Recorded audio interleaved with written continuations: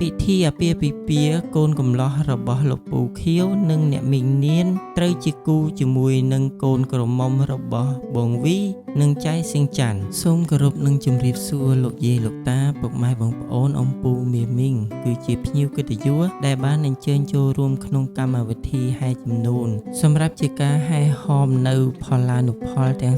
36មុខក៏ដូចជាគ្រឿងរណ្ដាប់តាមទំនៀមទម្លាប់ប្រពៃណីពីបរមបុរាណមកដែលកូនកំលោះមានឈ្មោះថាអៀតឌីណាជាគូនឹងកូនក្រមុំមានឈ្មោះថាវ៉ាន់មួយទៀងនៅព្រឹកថ្ងៃទី8ខែ5ឆ្នាំ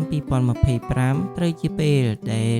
ហែជំនូនពុកម៉ែបងប្អូននិងញាតិមិត្តជិតឆ្ងាយដែលម្ចាស់ដើមការបានគោរពអញ្ជើញចូលរួមហែជំនូនបានអញ្ជើញមកចូលរួមហែហោមដំណើរជាមួយនឹងការនាំយកមកនៅផល្លានុផលទាំង36មុខដែលខាងកូនកំលោះป้อมនាំយកមកជូនដល់គេហដ្ឋានខាងកូនក្រមុំក្នុងឱកាសល្អ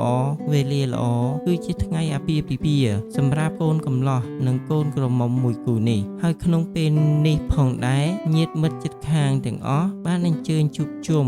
និងបានថតរូបទុកជាអនុស្សាវរីយ៍ក៏ដូចជាមានការថតរូបជូនកូនកំលោះក៏ដូចជាកូនក្រមុំដើម្បីចងក្រងរូបភាពជាអាល់ប៊ុមទុកជាអនុស្សាវរីយ៍ផងដែរដើម្បីជាការកំដរកម្មវិធីហែជំនូនក្នុងនោះក៏មានជាឧបករណ៍ភ្លេងការលេងជូននិងមានជាចម្រៀងច្រៀង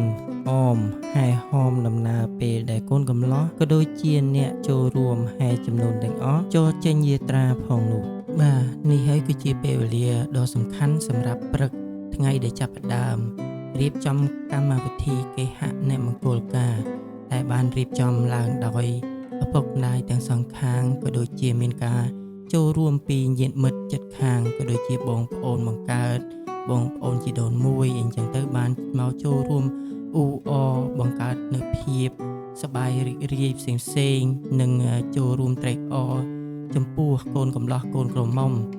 បន្ទាប់ពីកម្មវិធីដង្ហែជំនូនបានរៀបរយចប់សពគ្រប់មកម្ចាស់ដើមការទាំង4ក៏ដូចជាសមីខ្លួនទាំងពីរក៏បានគោរពអញ្ជើញភ្ញៀវកិត្តិយស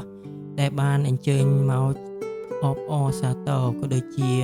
ចូលរួមក្នុងការដង្ហែនៅផល្លានុផលទាំង36មុខ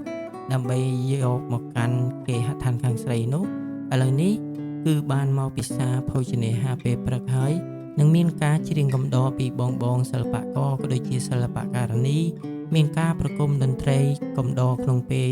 ពិសាភោជនាហារពេលព្រឹកផងដែរចុងក្រោយនៃវីដេអូសូមអរគុណនិងសូមគោរពលា